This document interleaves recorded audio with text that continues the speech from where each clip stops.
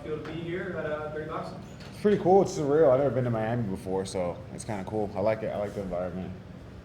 And what was it about Dirty Boxing that enticed you to sign with the fight?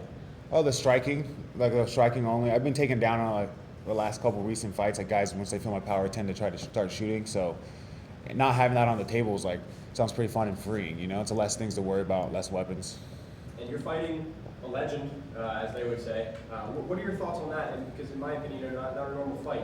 Big age difference, a legend, like I said. So does that do anything for you? I feel like it's a really good opportunity, you know, like to steal some of his fans, make a name for myself, just put myself out there, you know, and I feel like I'm fighting him at his peak. So 47, I'm like, hopefully he's on his way out the door and I could just take a little bit of shine, you know. I know he's not going to give it up easily, so I'm going to have to take it from him.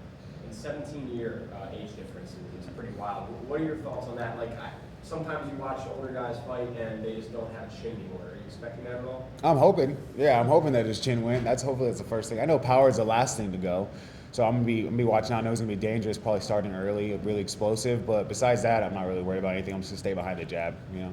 And when you look at this fight, obviously Hector's gonna be the A side, just with the name and the legacy behind it. But you're a little more local. Do you expect to bring a little bit of like a crowd pop in there and get some support? No, I mean, I'm used to going out and fighting people in their hometown and stuff like that. So I know there's like a good Cuban community here in Miami. So I'm sure I'm used to being the guy that silences the crowd and no one cheering for me until after I get the knockout. So I'm cool with it. Yeah. Thank you. Congratulations. Obviously, like you said, kind of big name. What do you feel like overall is the strategy here? You know, are you kind of picking your shots? Do you feel like you kind of got to get Hector comfortable, keep pressure on? What are you thinking as far as what you're going to do when you get up there? I'm probably just go out there and use my range, just use all my abilities, just stick behind the jab, stay really clean and strict until I hurt him or feel him waning, and then I'll probably put the pressure on him heavy. I'm not going to do anything crazy in the first round while I know he's like still active and has a lot of power. Have you seen Hector this week? Yeah, I saw him last night. What was the kind of energy like? I was like, oh, the energy's nice. He's a great guy. Yeah, he's cool. It was like much respect. It was awesome meeting him. I would have been happy to meet him anytime, so it was cool to be fighting him. I feel like it's an honor, you know. Obviously, he's got a pretty wide array of experience in different combat sports. When you were preparing for this fight, what did you kind of look at the most in his history to determine kind of what the game plan needed to be?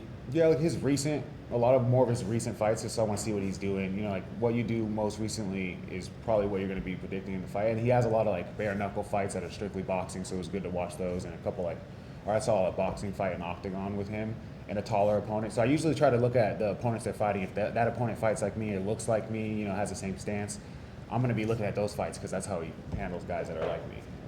Yeah, obviously, you know, we talked a little bit about kind of him theoretically being the A side here. Do you think in some ways you sort of have next to or nothing to lose in this situation, and that's part of what makes you dangerous? Yeah, I'm always dangerous just because I like to fight and I like to get my get back. If someone hits me, I want to hit them back. So I feel like I'm always dangerous in the ring, and I get drawn into firefights a lot.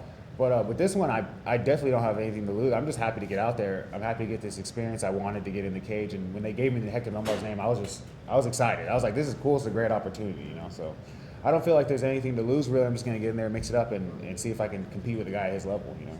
Awesome. Thanks, James. Yeah, no problem.